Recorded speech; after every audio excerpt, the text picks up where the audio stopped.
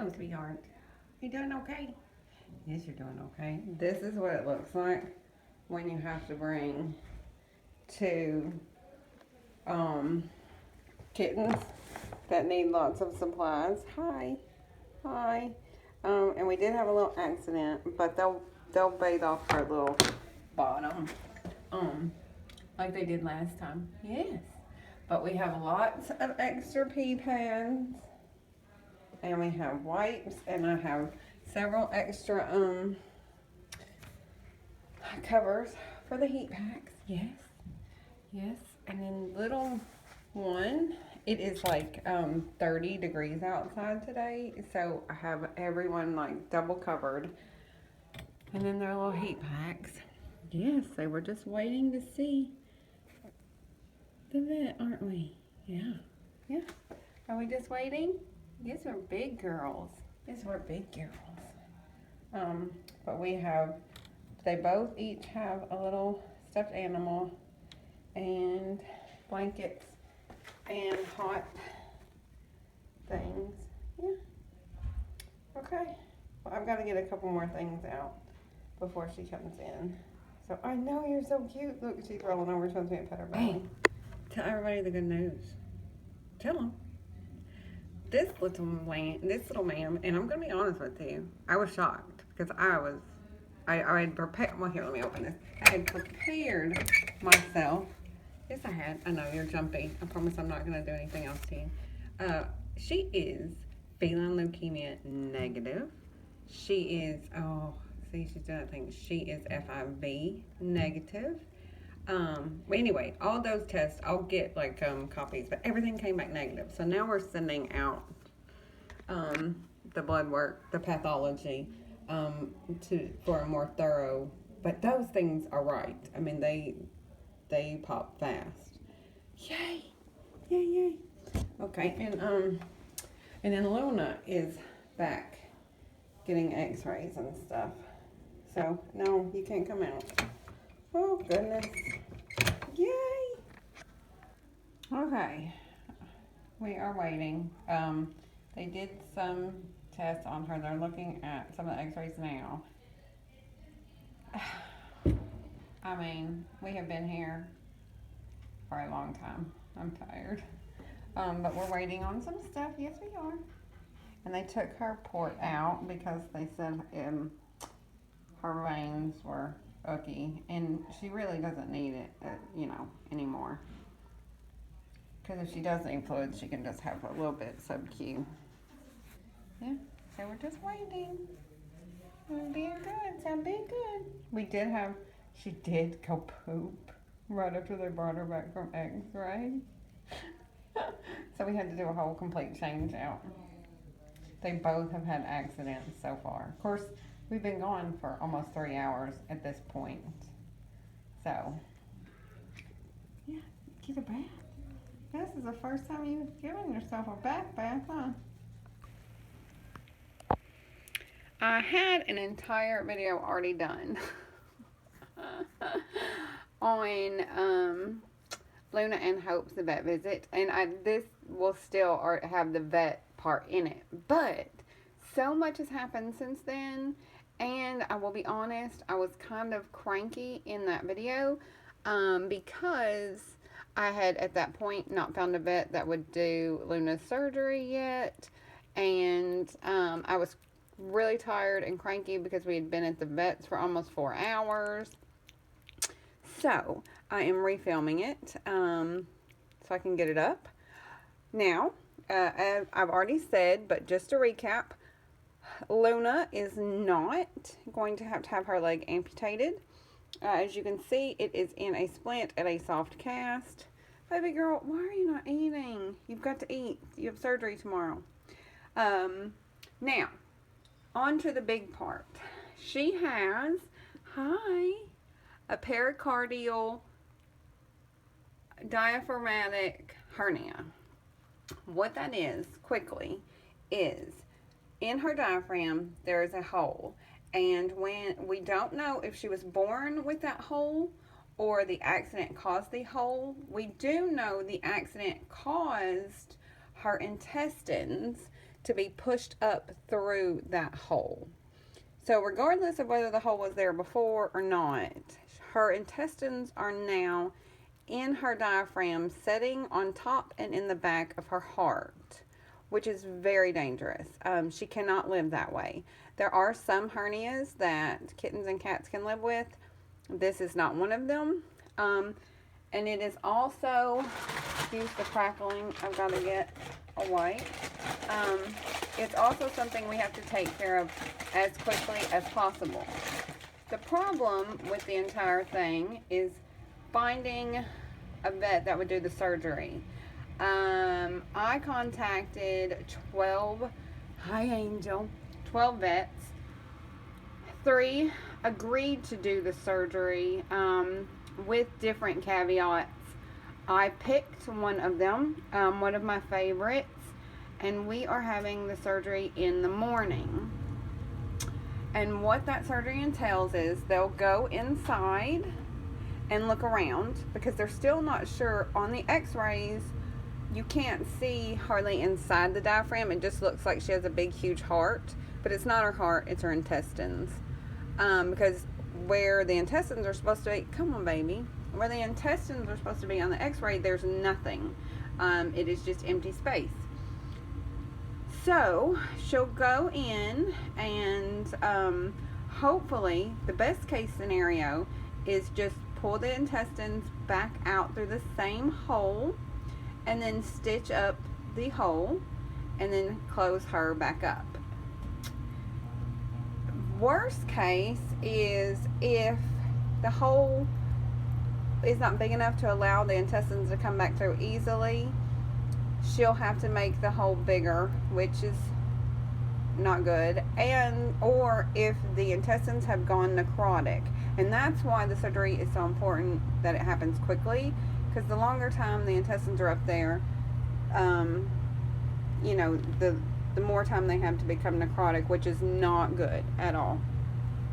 Now, I will tell you, this surgery is tricky and it's dangerous. And the vets have really, really emphasized this. And I know it's just because, you know, they want me to be prepared.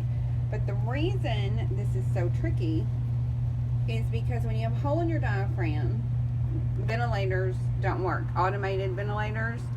Do you want to hear? Do you want to hear? Let me hold it. She has to be manually ventilated the entire surgery, which means someone has to stand there with a tube and a bag and breathe for her, pump the bag.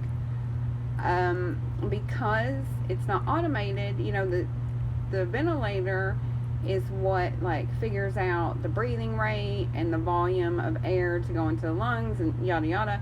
This is now all has to be done manually, and she's only 2 pounds.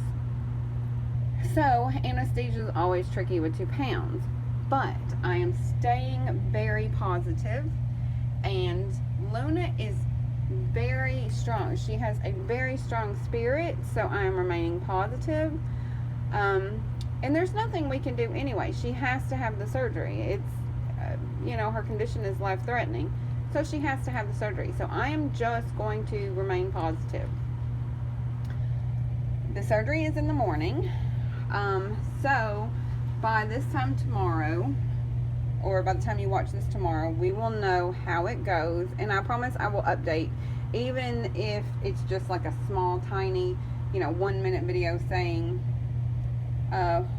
one way or the other what has happened. Now, but look, well, she's really tired. She yesterday took a lot out of her. We were at the vet for like 4 hours. But she is able to move around a lot better now that her port is out and her leg is cast. So now, before we get to Hope, which Hope is fine too, I will talk about fundraising a little bit. I know it seems like lately I have been asking for things a lot, and I am sorry about that, but look at her. There, you know, that's just the rescue world, and it's what you have to do in order to save them. Sometimes I have set up a GoFundMe. It was the only way I could figure out how to get it, because I'm also fundraising outside of YouTube. There are a couple of different places and platforms that I am doing it on. So I just figured a GoFundMe was the easiest all around. There is a link in the description, and I will try to remember to put a link in the comment section on it. So any donations, any donations are really, really, really appreciated. Very, very much. Also, if some people have a problem with GoFundMe, or they don't want, another site, there's always PayPal and the P.O. box as well. Any preference that you have is fine. I'm going to be honest though, because I know that's how I would want someone else to be. I don't know the cost. They can't give me a very good estimate. The lowest that I have gotten an estimate is $1,500, and the highest is $5,500. Now I don't think it's going to be anywhere near $5,500 with the vet that I'm seeing. I honestly don't, but I'm just going to come out and tell you I have no earthly idea, and they won't know until they get in there, how invasive and how much it's going to be. The second thing that I want to be honest about is this is a very risky surgery. The vet says it's 60-40. 60 good, 40 bad. And I hate saying that. I hate putting that out there because, like I said, I want to be positive, but I also want to be honest and let you know the surgery may not work. And, that's just the life of rescue. But I am still going to try, regardless of how much money I raise, regardless of the outcome. I want to be able to say that I did everything I could for this sweet girl. She's so tired. She is doing so much better though without the port. She is moving around. That's probably why she's tired. I gave her a couple toys back there, and she has in a self-heating mat, and she's really been playing, haven't you? Yeah. Okay, well, I am going to do hopes now. I'm going to turn this off, and actually I'm going to hand feed her some more, and then I'm going to do hopes, and then hopefully get this up. So hopefully get it up. Yeah, what a good girl. Where's a good girl? Okay, now for hopes update. Hi. Hi. And she just had fluids. That's why she looks a little wet back there. She wiggled. Yeah, she wiggled. Oh, honey, I know. Hope. All of Hope's tests. Oh, baby. I know. Came back negative. Her feline leukemia. Oh, honey, you're okay. Her feline leukemia, her FIV, and the coronavirus. And this is the second time the coronavirus has come back negative. So that pretty much mostly rules out FIP, which was something I was really worried about. I was actually worried more about the leukemia. And the vet and I were both shocked.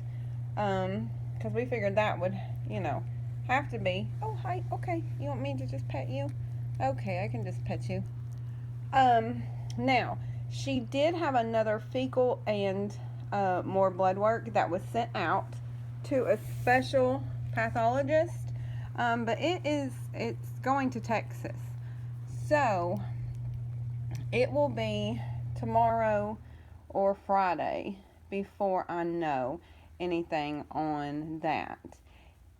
If all that comes back negative, then we will move on to the barium swallow and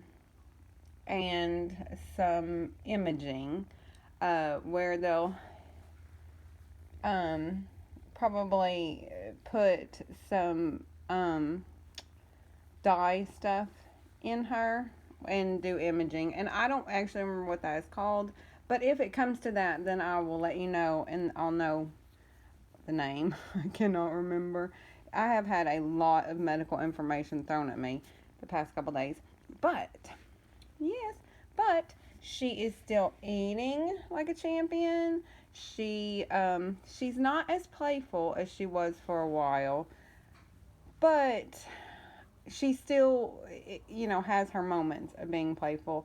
And I will say, it's really, really cold here. Last night it got down to 18 degrees. Tonight it's supposed to get down to the same right now. I think it's 25 degrees outside.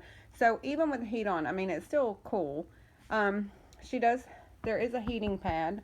Oh, did you see me? You am I playing? See, she still has her playful moments. So she is on a heating pad, but that's probably more why she's not as playful, is because it's cold. Yes, it's cold. It's cold. Say, we need socks. You need some socks. But she's doing good, so no one worry. Hope is doing well. We are continuing fluids. She's not on any medications at the moment. We're giving her little body a rest. She is just on fluids and a little bit of vitamins and her food. And yeah, so I'm doing good though. Was this fun? Oh, yes, yes, yes. She's so cute. She is so cute. All right, tell everybody, say have a good night. Tell them. Tell them, say have a good night. Oh, I know. Oh, big yawn. Is that your belly? Are you showing everybody your belly? She always kind of looks perturbed to me. Oh, look at her. I know. She's a good girl. She's a good girl.